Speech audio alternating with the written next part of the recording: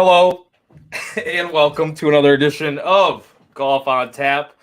The mute button did not want to unmute for me. I couldn't click it fast enough. Jack, last weekend, majestic, legendary. Some would call it a block party.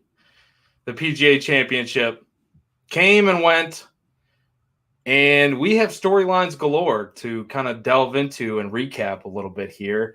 Before we get into all that, Jack, how the hell are you, my friend? Feels good to be back in the winner's circle. It was a little bit of a stressful Sunday there, but Brooks winds up getting the job done. Nice 22 to 1 outright winner. So some good mojo heading into this week for the Charles Schwab Challenge, which actually has a pretty good field here once again. So feeling good. It's a tournament I really like. I've had a lot of success betting here in the last couple of years. So doing well. Looking forward to this week, Joey. How about yourself? Doing really well. Squad ride. We did it. Jack, another squad ride. Last time we did it was Keegan Bradley, who played pretty well. He was there for a little bit, and your other boy, Corey Connors, was also there, as we were talking about off air. Before we go ahead and recap the entire thing, or most of it anyways, I want to remind everyone to check us out at ontapsportsnet.com. Go ahead and check out the On Tap Sports Network to get all your Chicago sports needs, betting needs, golf needs. We've got it all over there. And Jack just did a preview article, so go check that out for the Charles Schwab Challenge, which we will be discussing here in a minute and giving our picks and analysis. But yeah, Jack. And by the way, if you're on Twitter, go to YouTube, hop in the comment section, let us know where we make mistakes, and let us know who you're on this week or whatever you want to talk about. If it's this past weekend, if it's the block party, if it's Brooks, hop in the comment section and talk to us a little bit. But yeah, man, this past weekend was awesome. Brooks is back. We are back on top. And the main story doesn't even feel like it's Brooks. It feels like it's Michael Block, who finished 15th. And now is solidified for next year's PGA Championship. Coming into this, he had not won more than $75K on a single tournament. I was reading that on golf.com earlier, and kind of cool to see his whole, his home course or country club or whatever, watching the tournament. And I think it was his son recording the reactions. Just a really cool story. He obviously had the hole-in-one, which was nuts. He had that crazy up and down from the peanut gallery. I don't know how he pulled that off. That was wild. And I don't know if you heard, Jack, but his 7-iron that he used, the famous now 7-iron, TaylorMade, a tour preferred 7-iron.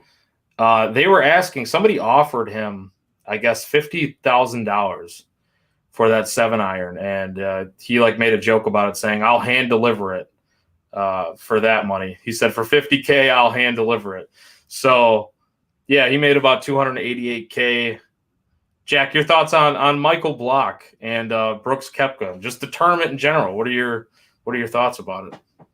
I know I'm probably biased here because I came out with a winner in a major championship since for the first time since Dustin Johnson took home the Masters back in the fall of 2020 when that had to be pushed back a little bit. So, I kind of have a little bit of a biased perspective here, but I thought this was one of the best major championships I've watched in the last few years, from Michael Block being an epic storyline, obviously, and it just seemingly only got better. It felt like, okay, he had an even par round on Thursday. That's cool. Let's see what he goes and does on Friday. Goes out and shoots another 70. And then Saturday comes. It's like, oh, it's going to be downpouring with rain. Let's see what Michael Block can do in this now. Continues to hang around, fires another 70. And then as he's fading on Sunday a little bit, he's paired with Rory. Didn't really have the same type of game as he did the first 3 days. He goes and sinks a hole-in-one on 15, I believe it was, and then goes and gets that wicket up and down from, like you mentioned, the gallery there. Probably got a little fortunate, actually, that it got in that trampled area and gave him a pretty good lie, but still a ridiculously hard shot. He landed it perfectly in the fringe, rolls to 8-9 feet, and he barely lips in the par to finish T15, which secures him a spot for the PGA Championship next year. As we know now, he's going to be playing at the Charles Schwab Classic this week. So just an incredible scene with that. And then, of course, the Sunday sweat was immaculate too, a little bit closer than I would have preferred. But Victor and Dustin basically going head to head there. It was pretty clear that it was a 2-horse race for most of the day until Scotty kind of threw his foot into the mix there late a little bit, but felt like it was a two-horse race for most of it. Brooks and Victor were going head to head, 2 absolute elite ball strikers. Both guys were playing unbelievable well, made for an incredible final Sunday, and I thought the course was spectacular. And a little toot to my own horn here, but I said the winning score is probably going to be 8 or 9 under.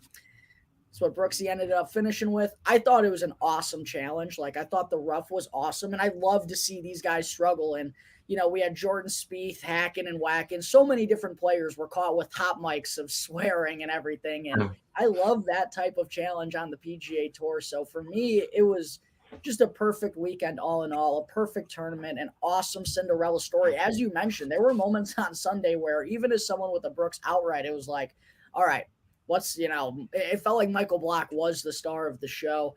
Brooks cashes the ticket. The course was spectacular. I thought this major championship was phenomenal, and I really hope we see more of these types of PGA championships in the future, because it was exactly the test we thought it was, Joey. It tested every part of a golfer's game. You had to be phenomenal in all aspects in order to get the job done, and it produced a phenomenal leaderboard. I thought it was a great test of golf, and I thought the PGA of America did a incredible job. Shout out to Oak Hill Country Club.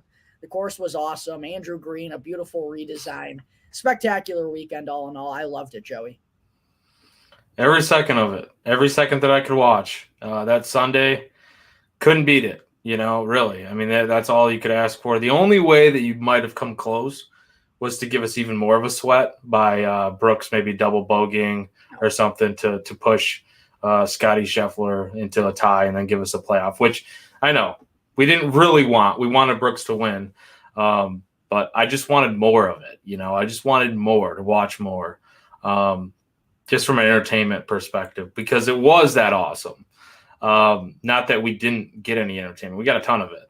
But yeah, man, I mean, it's good to get another outright with you. I was caught in between with Brooks and Xander, and I wound up taking the better odds with Brooks. And what about one and done? I know we'll get there later, but Cam Smith, I don't recall. I forget who you had. I had. Was it Rory? No, I had John Rahm. Rahm, that's right. Not the time to use John Rahm. Yeah, Cam Smith rallied for you hard on Sunday, too. I think he shot 65 or 66 on Sunday to backdoor top 10 you won. So the gap's he wasn't looking good throughout most of that. No, but he pulled out for you on Sunday when you needed him to the most. But we got to talk for a second about how good Brooks was. Yes. He was dynamite. And the killer, the big game hunter, the shark in the water, all that stuff with Brooks, it was all evident throughout this tournament. And to see him, rally back after not having the best start, he was 2 over after Thursday, but to go and shoot 4 under on Friday and really tear up that back 9, and then even more impressively, in my opinion, go out there and fire another 4 under in those conditions on Saturday, that really felt like, Brooks having the lead going into Sunday, it was everything that it was a perfect situation, I thought, for him to really cement himself again as this major killer, and that he is officially back. And I thought it was really awesome, too, to hear that in an interview prior to the round, he said he promised that, what the things that went wrong on Sunday at Augusta, which he claimed were a lot of mental things, which for Brooks, that's not really a side of him or a side that we hear about him all that much. We know him as a guy that, always rises to the occasion and always comes through in those clutch moments. And you mentioned there were just some thoughts going through his head on Sunday at Augusta that just led to some things kind of steamrolling in the wrong direction. And he said on Sunday morning going into that final round at Oak Hill that he promised he wouldn't let those mental mistakes cost him once again. And He did hit a couple of poor shots, but he recovered about as well as he could on every time and made a lot of key birdies when he needed to. The putter was so good. Obviously, the ball striking, the iron play was phenomenal, but every time he really needed to make a putt and put the pressure back on Victor after making a mistake, he made it. So to see Brooks get back to that level, I think there's no doubt about it. The boogeyman is back here, and to see him, get his 5th major championship, nothing short of spectacular. And it's cooler. I think golf is better when Brooks is playing this way. So it was awesome to see him get back to that level. No doubt, dude. I mean, I'm not like a huge Brooks guy just as a fan, but there's no denying his talent level. And I mean, I can't really say I'm not a fan after he hit an outright for us. So and obviously, he put himself in a tier that very few are with this major championship victory here. So I forget what the actual stats were as far as who has what and how many majors, but he's up there with the elites now. So no denying how incredibly talented he is, and just that little brief, or little fall off that he's had here recently. No question he's back. Those putts, you mentioned the putts that he made. I mean, really key situations, which might have went over, not unnoticed because he won the tournament and everybody noticed how well he did, but maybe overshadowed a little bit because of the hype surrounding Michael Block, where is if we didn't have that storyline, I think you would even be hearing a little bit more about some of the putts that he was able to hammer home in critical spots. And he really ran away with it. He ran away with it in that final round. And it wasn't really a question. You got to the 15th. I was like, yeah, Brooks is winning this thing. It really was not a question. And you don't really see that too often, especially in majors. But yeah, with that said, Jack, any other kind of storylines or anything that we missed from the PGA Championship before we look ahead to the Charles Schwab Challenge?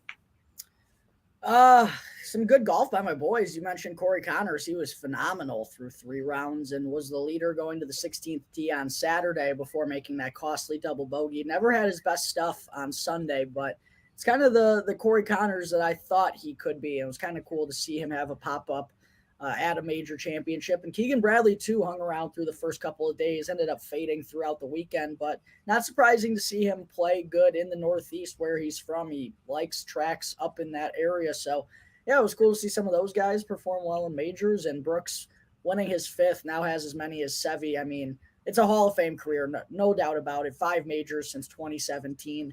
And I'm sure this only gave him the confidence to go out there and win more here in the not so distant future. Yeah, man. I mean, I was kind of wondering, before the show was when does he return? But, if he's just going to come back for the majors and make this amount of money and just win the majors, and that's pretty much all he cares about, why would he ever come back? Yeah, golf is better. PGA Tour is better when he's there, but if we got him for the majors, I mean, I'm not going to complain about that. That's fine by me.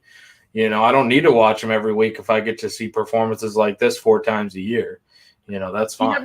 He never cared about the non-majors anyway. I mean, he won the Waste Management, which is basically like the people's major, but he didn't care about any of the other events anyway. He wasn't really out there performing as the same Brooksy that he brings himself to at that same level that he gets to in major championships. So, yeah, there's absolutely no reason for him to come back. That conversation's far-fetched, though, I think, just with all the things that are going on still with LIV and the PGA Tour. I don't think that conversation's even like an open door right now, but I don't think he's even in a position where he'd even consider it at this point. So he's right. He's shown he doesn't need to be on the PGA Tour to win majors, so it's what it is.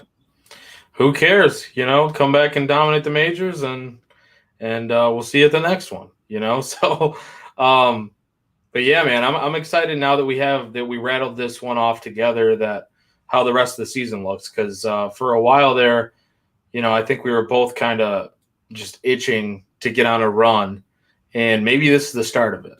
Maybe both of us getting outright. Maybe it's the start of a little run here. I'm not really set in stone with what I want to do here with the Charles Schwab Challenge. I know course history plays a big part in this week. but it's a par 70, 7,209 yards, bentgrass greens. Jack, tell me a little bit more about this course here at Colonial. Yeah, Colonial Country Club has been the host of this event since way back in the 1940s. It's been around for quite a long time, and it's kind of a classic, more difficult non-major course for the PGA Tour, which is one that I really like. You mentioned it's another par 70, so there's only 2 par 5s, 7,200 yards, but you're not really able to overpower this place. It's a shorter track, but bombers don't really have success here because you got tree line fairways. Accuracy is really key off the tee.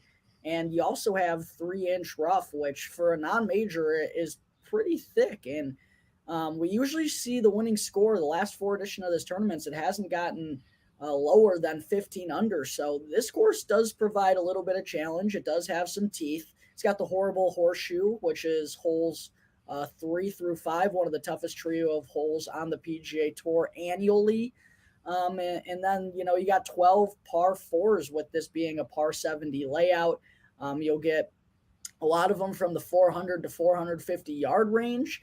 But like I mentioned, there's going to be a lot of accuracy getting rewarded on this course with the fairways being so tight. You don't want to miss wide with all the trees in play. And then they also have the 6 smallest greens on the PGA Tour as well. So accuracy really reigns supreme on this course. You got to be dialed in with your irons, obviously, to be in contention. And I've heard strokes gained putting be brought up as one of the biggest keys on this course as opposed to most weeks on the PGA Tour schedule. Not to say that putting's not important, but here it really has seemed like a consistent theme. Guys who are good putters, guys who have been in good form on the greens leading into this tournament. It's been really key for a lot of winners here in the last several years. So I'm looking towards approach for player types. Obviously, I'm looking towards good putters. I still think bogey avoidance is something you're going to want to consider because, as I mentioned, there's a lot of par 4s here. You're going to make bogey from time to time. It's not just somewhere you can go and light it up. You also see the Texas winds come into play as well on occasion, which actually really came into effect on Sunday last year, which led to Sam Burns marching all the way back from 7 strokes down and getting into a playoff with Scotty Scheffler en route to a victory. So the winds can play a factor. Sometimes you're going to have to get that clutch up and down. I really like this course. I think it is another good test for these players. But yeah, that's kind of my breakdown of Colonial Country Club. Some of the proximity ranges, I think 175 to 200 could be a big one. But yeah, it's going to be a lot of keys on those par 4s, how you're able to handle those. Are you able to make birdies and not get in too much danger on those? Because the par 5s and the par 3s are kind of interesting here. It's actually where like a lot of the distance of this course lies. There's a 630-yard par 5 that's going to be a 3-shot hole for the entire field. The other par 5s over 550 yards, and then all 4 of the par 3s are up over 190 as well. So that takes on a lot of the distance here. I mentioned there's 12 par 4s. 2 of them are part of the horrible horseshoe. They're each up over 475. But get rid of those 2. 7 of the 10 are in between 400 to 450 yards. So that's kind of the key range that I'm looking at. And I mentioned a couple of times accuracy off the tee, precision, being able to kind of shape your shot in order to hit the fairway around some of these dog legs and dodge some of these tree line fairways. I think those are going to be some of the keys and some of the stuff that I'm looking at for players I'm targeting this week. Yeah, that's interesting because I definitely was looking at that as I'm not sure what to do with the accuracy aspect of it, but fairways gained, it's something that you always look at. That's definitely something there. And the accuracy, putting on bent grass. Yep. You mentioned a lot of the shots with the par 4, 400 to 450 range. I think that could be something to look at there. Approach. Yeah, I don't know. I'm caught up in the air here. You nailed the score last week. Absolutely nailed the score. It was exact, right? That was your exact prediction, winning score? I said 8 or 9, and it was 9. So I'd call that nailing it. What do you think about this week? Like before we get into golfers, like I was thinking somewhere between 11 under and 14 under. And I guess like based on recent years, that might make some sense. What would be your prediction this week heading into it? Yeah, I'm probably going to guess 13 or 14 for this week. I have heard that tomorrow, this tournament's being held in Fort Worth, Texas, by the way. I don't think we mentioned that. It's the last time that the PGA Tour is going to be in Texas this year, but in the Dallas-Fort Worth area, I believe they're expected to get some pretty decent rain on Wednesday night. Obviously, that can change at any time, as the weather tends to do. But if they do get rain on Wednesday, I think the course is probably going to play pretty soft on Thursday, which will lead to some more birdie opportunities. That could even maybe carry a little bit into Friday before things kind of dry up and play really firm. Those greens, the bent grass greens start to play firm, and so do the fairways, which makes things a little bit more challenging. So I guess about 13 to 14 under is probably the score that I'd be looking at. But one thing I forgot to mention too, when looking at some of the winners of this tournament in the past, Steve Bamford on Twitter posts a really good article every week, kind of dissecting the stats of the winners and all this good stuff. He has lots of good information there. But one thing that was really key, it was just looking at the winners from the last 4 years. It was hitting fairways. You don't necessarily have to be in the top 10 off the tee, but you got to be hitting fairways. You got to be hitting greens in regulation. Just playing a really clean game from tee to green has been required. Most of these winners have been right up there at the top from tee to green. And then they also have the putter going in order to take advantage of those scoring opportunities when they do get them. So playing good tee to green, be a good putter on bent grass. I think that's kind of the combination for this week. Yeah, I like that you also mentioned earlier about the thick rough off the fairways too. I think that, that's definitely going to be a factor here. More than I think people are kind of accounting for. And that's one reason why I think this does play a little bit more difficult, is because the rough, it's not, U.S. Open PGA Championship level rough, but for what we see most weeks in non-majors or non-designated events, it's significant. Yeah, no doubt. I mean, it's going to be challenging for these guys, especially coming off of a major where, let's face it, another elevated event next week. How jacked up are they? You got to be kind of locked in here. It's not really I could see somebody down the board kind of surprising this week. Let's just say that. I wouldn't be shocked either. And that's not to say that Scotty Scheffler could just not come in here at plus 400 and win. You know what I mean? Like Scheffler's bad day is everybody's good day. So that could easily happen. Just kind of where I'm at as far as looking at this, though. I'm not going to do that. But with that said, the best part of the show is when we start breaking down the odds. We start getting into the golfers and the guys we want to bet on. So Scotty Scheffler, just talked about him, plus 400, top of the board. Jordan Spieth, great track record here, 14-1. Finau, 14-1. Hovland, 14-1. Colin Morikawa, 16-1. Sungjae Im, 18-1. Those are your favorites. You biting the bullet at plus 400 with Scotty Scheffler, Jack?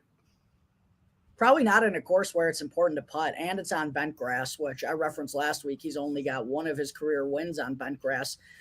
I don't really have to make much of an argument here. I think we all know what Scotty is at this point. He's the best in the field off the tee in the last 24 rounds. He's the best in the field on approach in the last 24 rounds. Great par 4 score, lights it up on par 4s from 400 to 450 yards.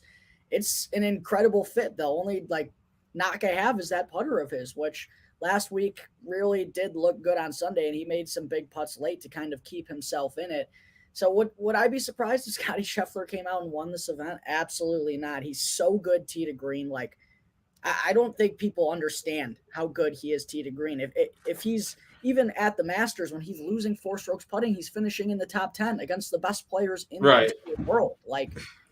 It's incredible. He had one bad day at Oak Hill, unfortunately, ended up costing him the tournament. If he shoots 1 or 2 over on Saturday, probably wins the PGA Championship and walks out of there with 2 major championships. So Scotty's obviously terrifying. Plus 400, where on a course where I absolutely believe he'll ball strike his way to a ton of opportunities. Is he going to make enough putts? I don't know. I'm probably not going to get there this week, though, at plus 400. Does it terrify me? It does every week, but I'm probably not going to get there on Scotty this week. There's a couple other guys in this range that I do think are intriguing. Jordan Spieth, obviously, the injury concerns aren't great at the moment. He played all right at the PGA Championship. Did you see him hit that bunker ball out of bounds? Yeah. Yeah. Well, he was pissed a few times in this past chart. Can't say I blame him, but I love the hot mics.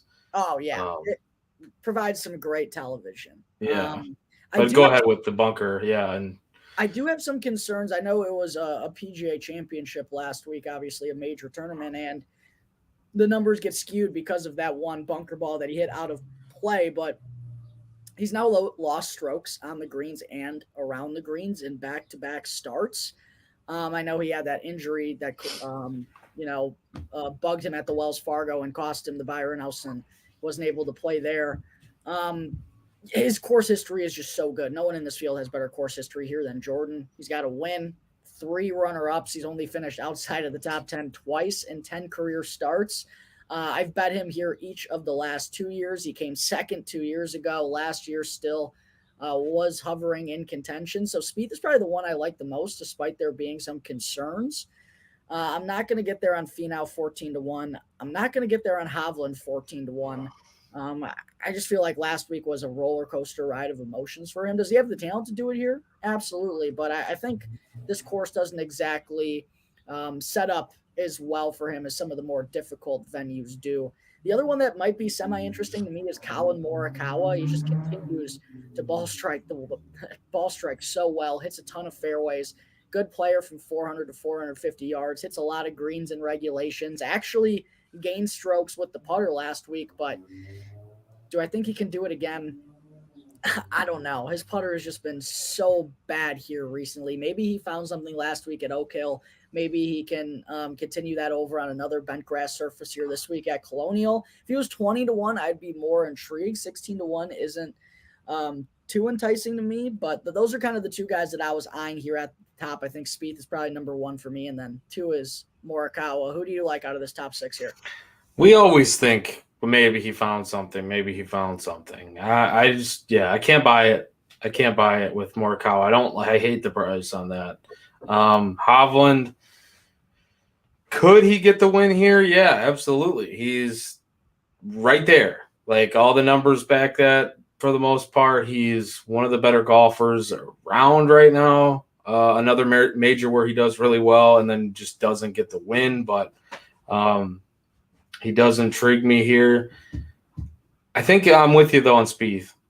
You mentioned all the course history, and I love all that about it. Like you said, 8 of 10 cuts, or 8 of 10 top 10s, I should say. The 3 runner-ups, the win. Best strokes gained off the tee week of his career at the PGA Championship last week. He gained 5.7 strokes last week. Shout out to Action Network. Saw it in an article earlier. I love that stat.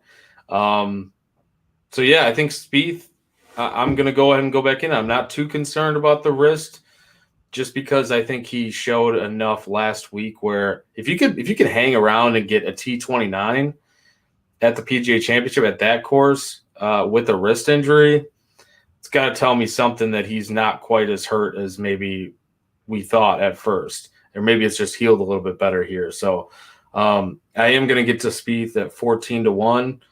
Other than that, the top of the board I don't really like this week. I think Finau's done pretty well here, right? I'm not looking at his record, but he's got some decent course history. I think he's got 2 top 10s in the last 4 years. I can check that for you real quick. Yeah, I'd be interested to see that, because I know the strokes gained like above average or expectation and the strokes gained total here were pretty solid, but I don't know the finish. 2 top 5s last 4 years.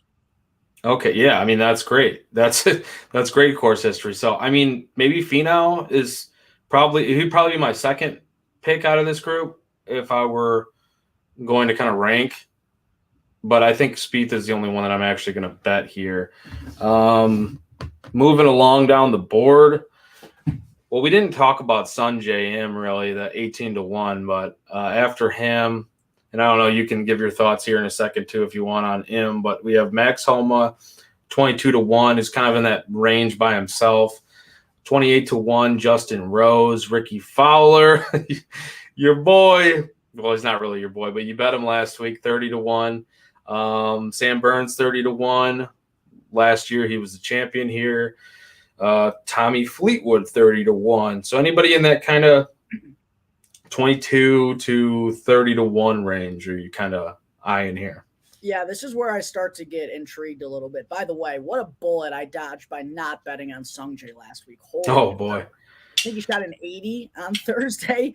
Not good for old Sungjae. I don't know what to do with Sungjae. Some would say that's just not great, Bob. Some would say that indeed. I'm just probably going to act like he's not here. I just can't bet him 18-1. I just can't do it. But yeah, this range is where it does get interesting to me.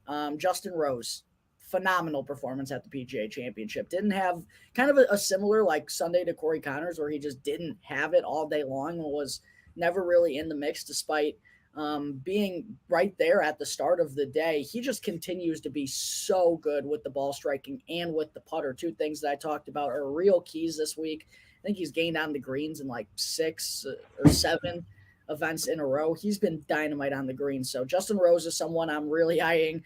You mentioned my boy Ricky Fowler. I don't think I'm going to get there this week. I am tempted though. Sam Burns, also another guy who absolutely ejected into the sun at the PGA Championship and still continues to struggle at major championships. Of note, there has not been a defending champion at the Charles Schwab Challenge since Ben Hogan way back in the 1950s. So take that for what you will. Obviously, that can change at any year, but I'm probably not going to get back on Burns after the week that he had at the PGA Championship. Tommy Fleetwood, I do think, is really interesting. Another guy, kind of a similar profile to Justin Rose, been gaining a bunch on the greens, a bunch with the irons, and he's also been doing it in all 4 categories too, around the green, off the tee, just been gaining and playing spectacularly here as of late. Like if Tommy doesn't take advantage of this opportunity, like this is some of the best golf he's played in quite a while. Feels like it feels like it's been this way for a while with Tommy, but it feels like it's now or never for him to get that elusive first PGA Tour victory. So the two that I'm looking at here, Justin Rose and Tommy Fleetwood were the two that stuck out to me the most. I'll probably end up betting both of them. What about you? Man, I want to go with Justin Rose probably out of this group, and I can't do Fleetwood. He's in a prove it to me situation, and he will forever be in a prove it to me, I think, for a while. But like, you're talking about how well he's playing. He's perfect in 9 starts since Riviera with 5 top 20s. I mean, he's playing really well. Tommy Fleetwood is. So yeah, I get that. I totally get Tommy Fleetwood here. I mean, Ricky obviously has been really good this season too.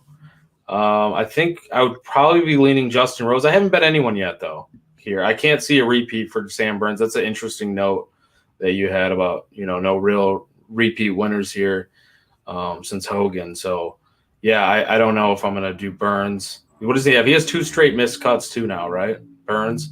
So I think so. I know. Yeah, I'm not really liking the way his game is trending at the moment. Can't see him getting super jacked up here. Cam Davis is kind of interesting at 40-1. Chris Kirk is 40-1. Russell Henley, the model lover, or the models love him every week, as you mentioned. 40-1. Siwoo Kim, 45-1. Denny McCarthy is 55-1. Any interest in Siwoo or like Cam Davis or somebody in here? Cam Davis got bet down real hard at the start of this week. He opened up at like 66 or 70-1. He's now been bet down to 40. 2 top 10s in his last 3 starts. Obviously, he had that huge Sunday push at the PGA Championship where he ended up finishing T4.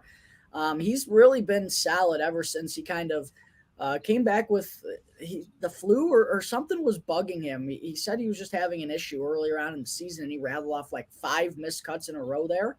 After, making the President's Cup team last year and having a pretty solid season, it was concerning to see Cam Davis get off to such a poor start to this year, but it seems like he's found it. I don't know if I necessarily love him at 40-1. I kind of wish I would have jumped on that 66-1 when I saw it.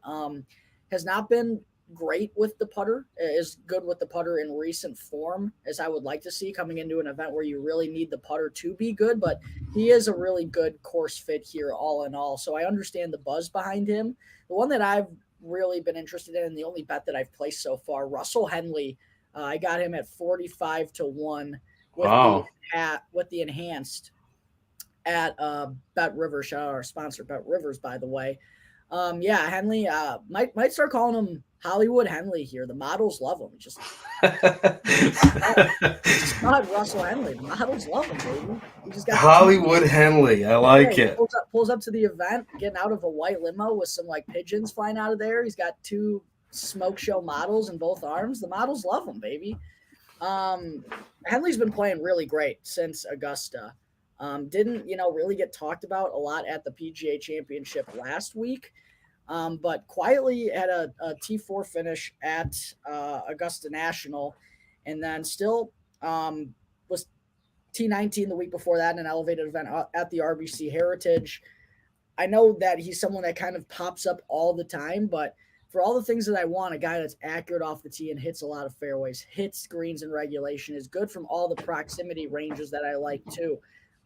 With Justin Rose as well. Justin Rose is someone who kind of checked out all the boxes that I wanted to see.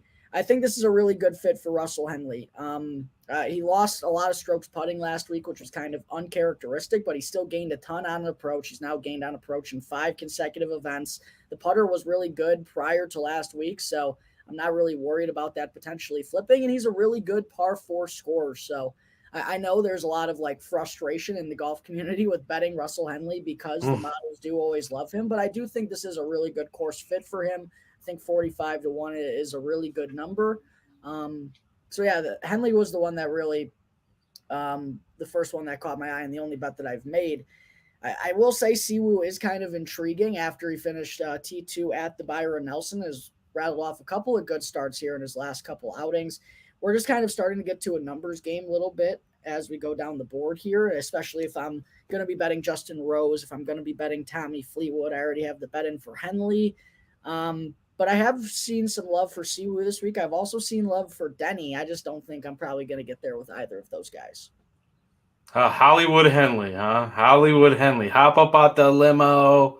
Absolutely. Turn his swag on. I don't know, man. We could see it. I'm not going to rule it out for sure. It's like he's a fit here. Who do you like? I don't know, man. I don't know anyone in this range. I think I would lean Davis or Siwoo, but Denny McCarthy makes a ton of sense. I don't hate Chris Kirk either. Approach, no, putting, Texas. He's won here before. I don't hate Chris Kirk. And I actually really like Chris Kirk a lot. I think that number is what's pushing me away from him, though. I don't love 40-1, and I don't either. Yeah, the little weasel is kind of underneath. I didn't bet anyone in this range though. To answer your question, not sure if I'm going to be honest, because like we mentioned beforehand, I kind of see it from guy at the top, maybe a guy slightly below that, and then I'm kind of going a little bit longer this week. Which is probably not the right strategy. You probably want 3 before you start going longer, at least just the way that we've been betting mostly lately. But yeah, I just do not. I don't want to throw away all the money that we made last week on a tournament that I don't really love. I mean, I like this tournament a lot. Don't get me wrong. I just, from like a course history standpoint, I think there's guys down here too that I could maybe take advantage of in like the prop market, and that's probably what I'm going to do. The little weasel, I don't know, Brian Harmon 66-1. I don't think I'm going to do that, but Kurt Kitayama, as we go down here, 66-1. Steven Yeager 66-1. The Jägermeister. Taylor Morris 66. I kind of like Kurt Kitayama this week again, and I've been liking him a lot lately, really. And he was, T4 at the PGA Championship. Really love to see that. already has a win this year, 40th in his only appearance here. Yeah, I really like Kitayama, I think, in this range. Is there anybody in that kind of clump of 66-1 area? Kitayama has been your boy these last couple of weeks. You talked about him last week too, going into the PGA Championship. Yeah, I almost did it too, and I didn't bet him, but I don't think I bet him. No, but yeah, he's been kind of becoming my boy. You're right. He is. I've seen a lot of love for Steven Yeager this week as well. Someone who kind of popped a little bit at the PGA Championship and the last couple of weeks. I think Taylor Moore is interesting. You can get him at 70-1 with the enhanced odds at Bet Rivers. Someone who putts really well. One of the best putters on tour since he's kind of stepped onto the scene last fall. The ball striking numbers weren't great last week, but they had been good in his couple events prior. So I do think Taylor Moore is interesting. The one long shot, I guess we're not there yet. I'll hold my thought on that. The only one yet in this range that I have interest on it is Taylor Moore. I could see this being a weasel course, though. I could see this being a Brian Harman weasel course. And interestingly enough, I saw someone put out this graphic on Twitter. Brian Harman is the best player the week after majors in this field. Jordan Spieth is next, I believe. I think Tony Finau's up there as well. But yeah, interesting to note that the little weasel does his best work after, the week after golf means the most. That's usually when he goes in a nice top 5 finish. That's very random too. I wouldn't have even thought to really look up the stat of how well players do that are kind of, I wouldn't call him subpar. He's an above average golfer, obviously, but not like a heavy hitter type of golfer. Right. And I just don't. I wouldn't have thought to look up that type of stat. It's kind of an interesting nugget right there. Yeah, I mean, I'm kind of interested who your long shot guy is. I really like this range from 80 to 100-1 or to 90-1 here. There's a lot of intrigue here, and one of them, Jack, you've been talking about a lot recently. This range is really interesting. I do think there's a lot of good names down here. The one that I've been liking the most is Brendan Todd. Brendan Todd can get 90-1 at Bet Rivers. I was going to ask you that one, yeah. I think it's a really good Brendan Todd course. He just popped at the Wells Fargo for a T8. He's got some good finishes here at the past. Talk about accuracy. Talk about distance not being a factor. You talk about greens and regulation. You talk about a guy who could putt. Brendan Todd is one of the best putters on the PGA Tour. Gained on the greens in 8 straight events going into this one. Major championships just don't set up well for him because he genuinely drives the ball like 270 yards. So he's always kind of at a slight disadvantage there, but he still only lost 0.18 strokes to the field last week in an event where it really favors bombers. And he still gained with his short game around the greens with the putter as he usually does. So I think this is a really good Brendan Todd track. He's the one that I've liked the most from down here. I've seen a lot of love for Christian Bezuidenhout this week too, as he's kind of found his game. All right. For being a really good bent grass putter. Those are kind of the two that I was eyeing the most in this 100-1 range. I do think Andrew Putnam is a little bit interesting as well. Someone who also putts very well, and when he does have things going in the right direction, can get himself into contention. So I think those are kind of the 3 long shots that stuck out to me. Who are you peeping down here? So I'll replace Putnam with Harris English. So those two that you mentioned, those Seabass and the Todd father, for the reasons you mentioned, and then Bezuidenhout is first in strokes game putting on bent grass greens over the past 24 rounds. So a 15th finish last year at Colonial, and the accuracy I like with Seabass. But Harris English, who, I mean, I was rolling my eyes at you for about the Harris English love last week, but I think I'll kind of. Well, go ahead. Sorry. I said he played all right. He did play all right, and I mean, he's first out of the field of golfers with at least 5 rounds played in above expectation at this course. 24 rounds played here at Colonial for him. I think I'll pounce on him even after he had the missed cut, right? A couple of top 10s and a runner-up here at Colonial. So, yeah, I really like Harris English this week, and I can't really believe that I'm saying that because I didn't expect to be betting Harris English, but I think I'm going to do it at 90-1. I really like that number. Almost as big as it was in a major championship against the best golfers in the world. So yeah, I would agree. Seems like a pretty fair number. The Griot, I think, is interesting. I don't know if I can take him to win, but yeah, I mean, he could ball strike. The Grill Master, baby. I know. I just wanted to get that out there. No, I love Griot, obviously, but I don't know. He's kind of, I know the number's really good, and he's better than a lot of the guys that he's priced underneath from a talent perspective. I need to see it, though, from him, too. I'm in that same category now, even though I really like Griot. I need to see it from him. And that's, I don't know, like the 100-1 guys, I would probably bet Eric Cole over Emiliano Griot right now. I probably would. Eric Cole's been really solid. But yeah, I mean, Griot to actually win, if it was a top 10, just feels like it's the way to go for Griot if we like him. I do like I like that call a lot. Top 10, top 20-ish, something like that. Really like that call. Buckley's a guy we kind of look at here once in a while. Buckley was good last week. Neesmith's irons have been back. My boy from the fall, Matthew Neesmith. I'm not going to bet him this week, but his irons have been back lately. Seppi Straka had his, like what he does once every 3 months where he shows some life. Yeah. There's definitely names down here. Do I dare say it, Jack? Who are you going to say? Just take a guess. Thomas Dietrich? Oh, I love Dietrich. That's my boy, but I don't really love him on this track. I probably should, though, shouldn't I? 125-1. Are you talking about Hoagie? No. Another boy. What would you equate bread to, though? Another type of bread. Oh, Aaron Rye. Accuracy monster, baby. The day Aaron Rye wins a PGA Tour event.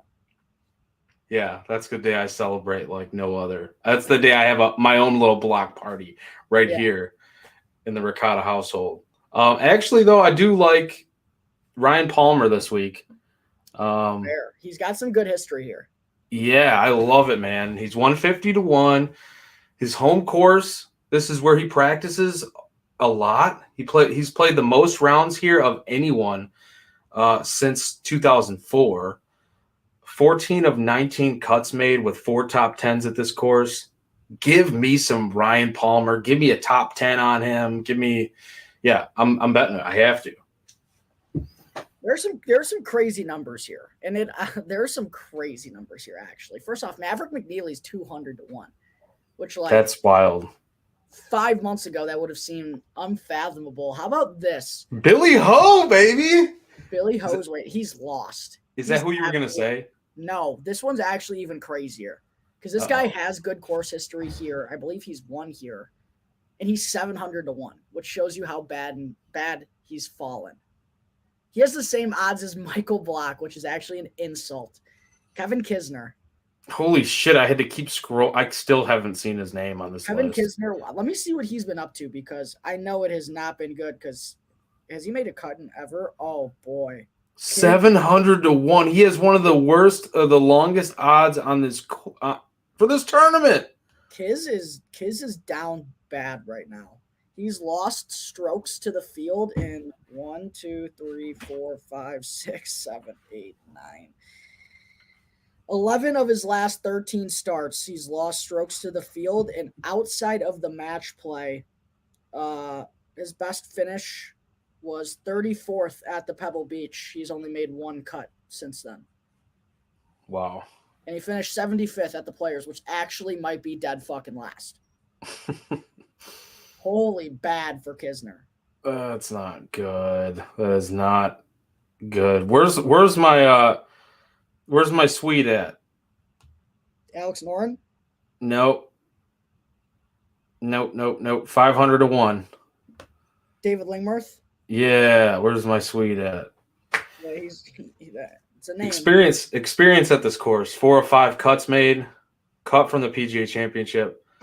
Second and above expectation at this course. Minimum 5 rounds played. He's played 18 rounds. I'm thinking a top 40 for Langmuir. No, I'm not going to bet him outright, but I was gonna say, can you imagine him out dueling Scotty on Sunday? fuck no.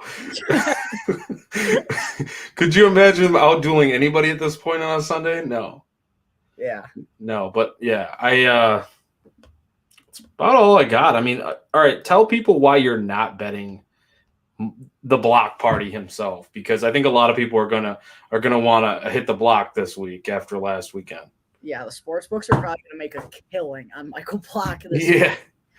I just don't see how you can bet Michael Block. He's going to be absolutely exhausted after having legit the weekend of his life. He's going to be doing media stuff, not only once he arrives to the Charles Schwab Challenge, but I'm sure he's been on a ton of talk shows, doing a ton of media stuff since his final round finished on Sunday afternoon. There's no way that he's like mentally healthy enough in terms of sleep and like the proper preparation going into a tournament and just being in the right mindset. It's going to be almost like more challenging for him to compete this week, I think, than it was for him last week. Like after riding that high, coming back down to reality, don't bet Michael Block. I mean, if you want to bet a top 40 on him, go have some fun. But if you're going to bet him outright, you're an absolute lunatic.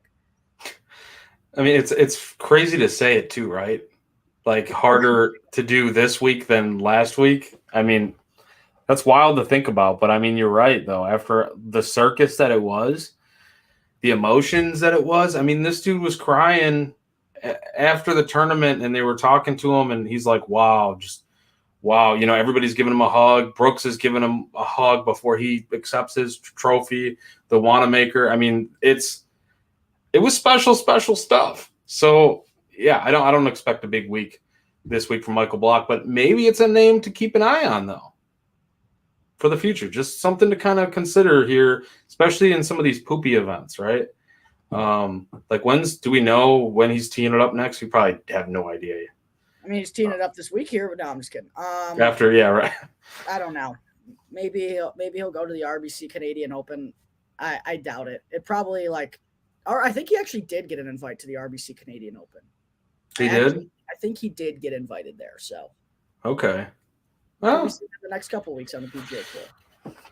Yeah, that could be something to consider. We'll have to see about, who else is in the field and what we're doing that week. But yeah, Jack, I don't know. Prop bets? You got anything this week? I got nothing. I'm just sticking to the outrights this week. Yeah, anything? You looking at matchups or anything? Not yet. I'll get there tomorrow though. For sure. I'll be tweeting stuff out, which I said I was going to do last week, and I got distracted. The Cubs game was on after we got off the show. And, yeah, I never quite tweeted out my prop picks. But neither here nor there. We'll do that this week. I do like some of the others that we've talked about. You talked about Griot, Langmuir for a top 40. Stuff like that, I think. One and done, though. What are you thinking there? Yeah, I've already used Sungjae. I've already used Hovland. I've already used Scotty. I haven't used Spieth, right? This should probably be where I use Spieth. Have you not? I thought you did. No, I haven't used Jordan Spieth. I used Spieth, I think. Yeah, I'm going with Spieth. It makes too much sense. Oh, fuck, who was I going to pick? Where did you use Spieth? I forget where I used Spieth, but I'm going to go with Vic. I don't think I've used Hovland, right? You also haven't used Spieth. I haven't? No. There's no way I haven't used Spieth. No, you haven't used Jordan Spieth, I swear to God. I got your list here. You've used Burmista, who, by the way, I don't know if you know, Burmista's on Live now. No. Yeah, the Mista guy, quietly. No. Now. Yeah, he dipped. I know. I'm so pissed right now. I know. That's why he hasn't been around lately. He's playing for Live now. He took the bag, I think it was in March. So yeah. That cocksucker. I was so ready to continually bet him. Yeah, maybe at the U.S. Open if he qualified. Probably not. I'm not. Maybe next year. Mista guy, Griot, Fleetwood, JT, Russell Knox. That's a one and done pick right there. Tom Hoagie, Mackenzie Hughes, Matthew Neesmith, Sungjae, Harmon, Putnam, Fitzpatrick, Hideki, Scott, Kirk, Hatton, Day, Rose, Dietrich, Rahm, Cantlay, Hoygaard, Gordon, Smith. You have not used Jordan Spieth. Too bad. I already used him. Or Hovland, though. Right? Yeah, I'm going Hovland, I think. Yeah. I mean, I think the floor is just super high, though, with him. And that's why I'm going to do it. For sure. I know it's not a crazy, like, oh, man. I don't think I've used Ryan Palmer either. Actually, I could see that as a safe pick, too. Ryan Palmer's a one and done in this field is a strategy.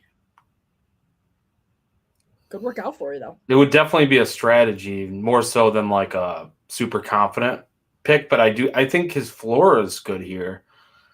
But I don't want to get killed by you doing Spieth. So I'm gonna go Hovland. I'm gonna go Vic. I think he can hang around and be in that top 10 range, even though I'm not betting him outright. I don't think. So yeah, let's go Vic. We got Victor Hovland for you. Let's do it, Jack. Final thoughts. We have the Charles Schwab Challenge this week. And, yeah, I don't know. We might have more bets coming out on Twitter. You may or may not have another article coming out. But definitely, if you're listening to this, watching this, go check out the first one that Jack released today, previewing this event. Thoughts on last weekend or this weekend? I say it every week. And it worked last weekend. Can we get an outright?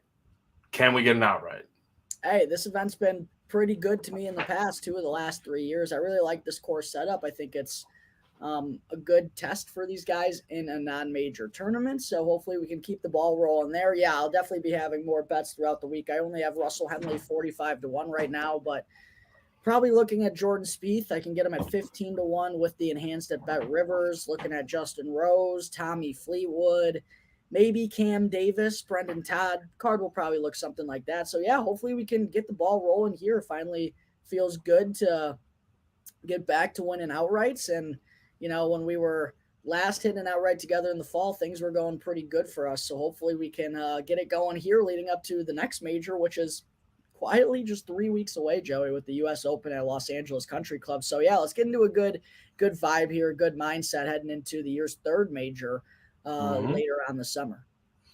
I'm with it. Next weekend, of course, the elevated event too. So, yeah, why not? Let's get on a little run here. Let's go streaking. Let's go through the gymnasium. You know, I think it's what they say in old school, right? Is it through the gymnasium? I don't know. It doesn't matter. Yeah, let's get out of here, though. With that said, good luck to you guys. Best of luck. You don't say good luck. I think you're supposed to say, like, break a leg. But, yeah, we are Golf on Tap. You can follow us on Twitter at OnTap Golf. And also follow the OnTap Bets account at OnTap Bets. Follow the social media account for the main platform at OnTap Sportsnet. And then go to OnTapSportsnet.com. Check out all your Chicago sports needs. Betting content, golf content, it's all over there. Jack is at Jack Bushman 2. I am at Joey Knows Nothing. Yeah, that's about it. Crack them, lock them, and fuck them.